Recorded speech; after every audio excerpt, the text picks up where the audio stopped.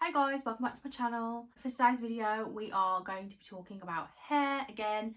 I know I've done a lot of videos on my hair already, like how I style it, how I grew it back after it fell out, and this video is basically going to be like a bit of a redo of the first video that I uploaded to my channel. The reason why I've decided to redo this video and sort of go into a little bit more depth about it is because I post a lot of videos on my TikTok about my hair, so I thought I'm going to do a proper sit down video and go into as much detail as I can about how I managed to grow my hair back and how I got it to a healthy condition while still being blonde. I think that's important to outline here, is that obviously I've been blonde throughout this process, but a lot of people sometimes dye their hair darker when they are suffering from damaged or broken hair, but that just wasn't an option for me. Unfortunately, I've got no fake tan on today, so as you can see I am my natural vampire looking self. I'm very pale and dark hair just is not my bag. Without rambling on, I am assuming that quite a few of my subscribers on this channel have come from my TikTok account. I'm hoping that you are looking for this kind of video or you need some advice on how to grow back damaged hair. So I've made some notes, quite a few notes as you'll see. I'm going to try and lay out everything that I did, everything that I still do, and everything that is what I would consider essential for growing back fine, damaged, or not even fine, just damaged or hair that's fallen out or broken hair. You're currently going through a hair journey, this video is for you. Without further ado, I'm going to get on and I'm going to explain how I did it. So firstly, I just want to start off by saying you cannot fix broken hair. The only way you can get rid of those split ends is by having them cut off. If you leave them to just break further and further up your hair, so if you imagine a split end looks like that, if you leave it, it's just going to split further and further up your hair. So the only way you can get rid of it and stop it from splitting further is by cutting it off. So that's my first point, is I just want to say there is no quick fix to growing back your hair. The only way you can sort of revive your hair and make your hair more healthy is by taking care of it and just making really small changes. This might sound excessive, but once you start getting into a routine of doing these with your hair and like incorporating it into a proper routine, it just becomes natural. You just do it anyway. But please don't be put off by the amount of steps that I've got in this video. They are all small, easily implemented steps. I just want to start off by going through what causes breakage or what could have potentially caused your hair breakage. By the way, I'm in no means a hairdresser. I'm just somebody sharing my experience and what worked for me. So my hair is obviously blonde. It's very fine. It's very thin. It always has been. That's nothing to do with bleaching or putting heat on my hair. My hair is naturally, genetically very fine. Even if you've got thicker hair, I do still think that these things would still have a damaging effect and cause breakage on your hair. So the first thing is bleaching. A bit of an obvious one. If you are blonde, putting bleach on hair that is damaged is just an absolute no-no. I do think the only way to get round breakage due to bleach on blonde hair or fine damaged hair is to stop having it bleached. But there are lots of good alternatives which I'm going to come on to in the next section of this video. So bleaching, excessive heat or not using heat protection when you are styling your hair, tight hairstyles which cause lots of breakage around the front of your hairline and at the back of your head, excessive washing. This is damaging in general. If you've got fine hair or you've got damaged hair, really you should only be washing your hair once a week, maximum twice a week if you've got a really oily scalp. The whole process of washing and putting a towel on your head and like heat from the shower and that kind of thing, that is just damaging in general. So my personal advice would be to wash your hair once a week maximum and dry shampoo in between. Sleeping with your hair down can cause breakage. Using cheap hair care, so cheap shampoos, lots of products that have got bad silicons in them, sulfates, SLS, that kind of thing. Not getting regular haircuts, which I mentioned at the start of the video. Regular haircuts are a must if you have damaged hair, and also dry hair can lead to breakage as well. So if you're not using proper oils in your hair and you're not using hair masks or you're not using good quality conditioners or good quality shampoos, dry hair can obviously cause a lot of breakage. So how do we fix it? How do we stop all of these things? How do we stop the breakage from these day-to-day things that we do without even thinking about it? Well, I'm your gal, I've got ya. These are some of the things that I did when I started on my hair journey. So instead of bleaching my hair and having highlights every 8 to 10 weeks or so, 6 to 12 weeks, depending on how often you get your hair coloured or how blonde you like your hair, the best way to avoid bleaching your hair is to only have toners or have your hair purple shampooed at the hairdressers. When you do have your hair bleached, if you do have Olaplex salon treatment put into your bleach, you are obviously protected a little bit more because it does rebuild the bonds in your hair. But I do also think a bleach ban is the only way to go. Obviously there is a small element of developer put into a toner, but it's so minuscule compared to how much you have when you have your hair highlighted, that it doesn't have the same effects really. You can have a treatment put in with your toner, which is what I used to have done. So every 6 weeks or so I'd go for a haircut and I'd go for a treatment and toner, and that was all I had for probably about 8 months, maybe 9 months. If you've spoken about this with your hairdresser and you are blonde, you'll probably already know this, and you've probably already maybe implemented this kind of routine into your hair styling when you have it done at the salon. If you haven't got blonde hair, you can still have your hair toned, I believe. I'm not 100% sure when it comes to brown hair, but if your hair is darker and it is damaged, I would just stop putting any dyes on it altogether until the condition is back to normal, and maybe just use colour protecting shampoos when you are washing your hair, or once every other wash maybe. Investing in good quality hair products is essential, so you don't really want to be using supermarket brand shampoos and conditioners. So I'm talking like your L'Oreal, your LV. L'Oreal's not so bad if you buy salon quality L'Oreal, like from Sally's or that kind of thing. But if you're buying your bog standard L'Oreal shampoo from your local Tesco or your local Asda, in the long run it's going to dry your hair out. There's loads of chemicals in them, loads of drying ingredients, and it's just not a good way to go. So no Alberto balsam, no herbal essences, that kind of thing. It's just not good for your hair. To invest in good quality hair care.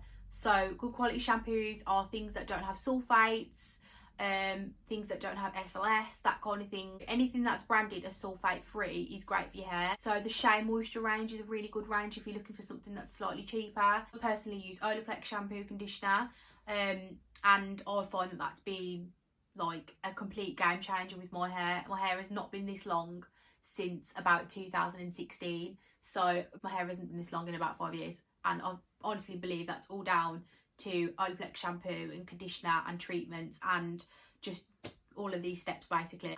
I will link a few good quality shampoos and conditioners in the description box if you are looking for any, and good quality heat protection if you are going to use heat on your hair. I personally would advise cutting heat out completely and only using heat when you blow drying, and when you do blow dry to only use really minimal heat or the cool setting on your blow dryer. Your hair will still dry with a cool setting, so just try and choose times to wash your hair when you're not in a rush, or when you've got time to sit and wait a little bit longer for it to dry. Good quality oil. Now oil, to be fair, you don't really need to pay anything ridiculous, but Moroccan oil is really good. Wella do a really good oil. I'll link all of these below. You just need this to put through the ends of your hair really, just so when you have washed it, it is a little bit easy to comb through when it's damp, and yeah, just stops your ends from feeling dry really. And as I said, dry ends will cause breakage, so you want your ends to be as hydrated as possible, so an oil is pretty much essential. Obviously using Olaplex number 3, Olaplex 0, Olaplex 6, Olaplex 7. So these are all take-home products from the Olaplex range. If you don't know anything about Olaplex, I suggest you do a little YouTube search on it, or you do a little Google search. The sooner you know about Olaplex, the better. If you've got the budget for Olaplex, the sooner you purchase, the better. But obviously there are a lot of good alternatives out there to Olaplex. But I will say it is a complete game changer. So using number 3 at least once a week. I only use it once a week just because my hair is quite fine, and I find that if I use it more than once a week, I'd rather save my product and get the full effect from it once a week. Plus I only wash my hair once a week as well. So leave-in conditioners are really good. Obviously they help to comb your hair when it's a little bit damp, keep the hydration into it once it's dried, just smooth the hair in general. Obviously Olaplex do a number 6, which is technically a leave-in conditioner. It's more of a smoothing treatment, but some people do refer to it. For example, my hairdresser does say that you can use it as sort of a leave-in conditioner type product. I will link some good leave-in conditioners below. Using a hair mask. Olaplex is a treatment. I think it's important to remember that Olaplex isn't a hair mask, it's a hair treatment, so they are very different. The treatment is going to help repair the bonds in your hair, which is essential for broken hair, really. For hair that's damaged, it is essential to use a hair bond repairing treatment, which is what Olaplex 3 is. But a hair mask is different. That just restores the hydration, helps to make the hair look smoother and softer. So I do think that they are important, just as long as you're not doing too many, because I think sometimes Olaplexing and using hair masks can sometimes over process your hair a little bit, and it can put a bit too much protein in your hair, which can cause breakage itself. So I think all in moderation, maybe Olaplex at the start of the week and a hair mask at the end of the week. The next thing is using silk scrunchies or protective hair bands and hair clips. If you're using regular elasticated hair bubbles, like just the black ones that you can buy in like multi-packs from Primark and that kind of thing, you need to stop right now. There is no excuse for using those hair bands when silk scrunchies are like £6 for a pack of 20 off Amazon. Like, you really don't need to be using those hair bands. I would say this is probably the main source of most people's breakage. Invisibobbles are an absolute no-no as well, so please don't use those. They're too hard to use on hair. Anything you tie your hair up with should be soft or silky, or should be easy to slip out of the hair. If you've got to yank it to pull it out of your hair, it is not good for your hair. So you need to use things that are soft, things that aren't going to tug, things that aren't going to cause breakage. So claw clips are really good for when you don't want to tie your hair up and you just want to get it off your neck and you want it like that throughout the day. I've got a whole video on my TikTok profile about protective hairstyles.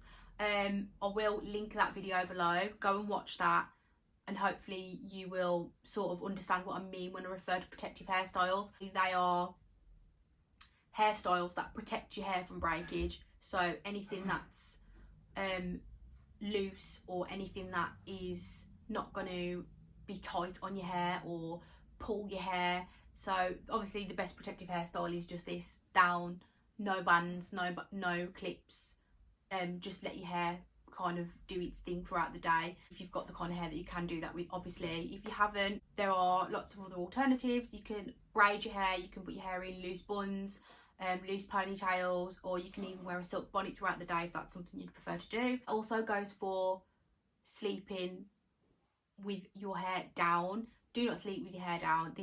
If you're rolling all over the place and your hair's like just swishing all over your pillow, you're just causing friction, and that's just going to cause more breakage as well. Your hair needs to be tied out of the way when you go to sleep.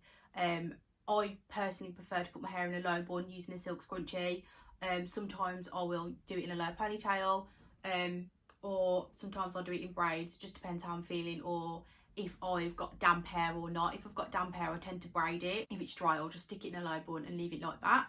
If you are the kind of person who doesn't like sleeping with the hair up or in a low bun, or you find it uncomfortable, you could always invest in a silk bonnet, which obviously is like a bonnet, it's like a shower cap, but a silk shower cap essentially, which will just keep all your hair within that silk bonnet. It will help reduce any breakage that you might experience when you're sleeping with your hair down.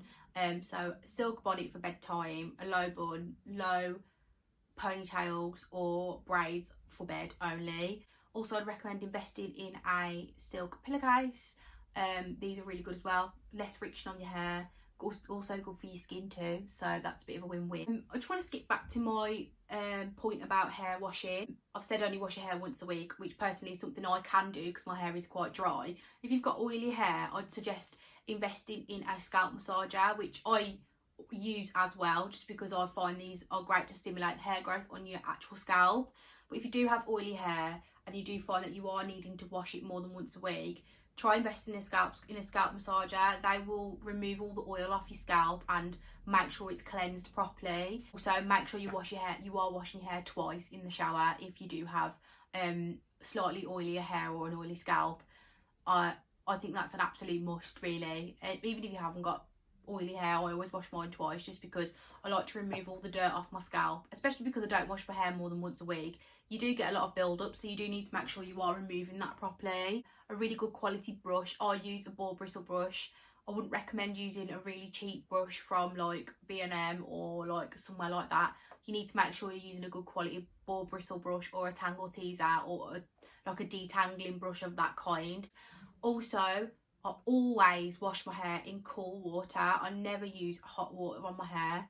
It works exactly the same way as if you were to use hot water on your face. You wouldn't treat your skincare or your face with hot water. So why would you put it on your scalp? It's exactly the same thing. It's just going to burn your scalp. It's going to cause irritation, and obviously it's putting heat on your hair. It's still heat damage. It's still going to cause breakage. So always wash your hair in cool water or lukewarm water. Just turn the shower down while you're washing your hair. Get it all done, and then once you're finished, you can just move your hair out of the way. Turn the heat back up on the shower. But that's pretty much everything that I did or do incorporate into my hair care routine. I think these are really important steps to help grow your hair back or help repair it from damage. Obviously, like I said, it sounds really excessive.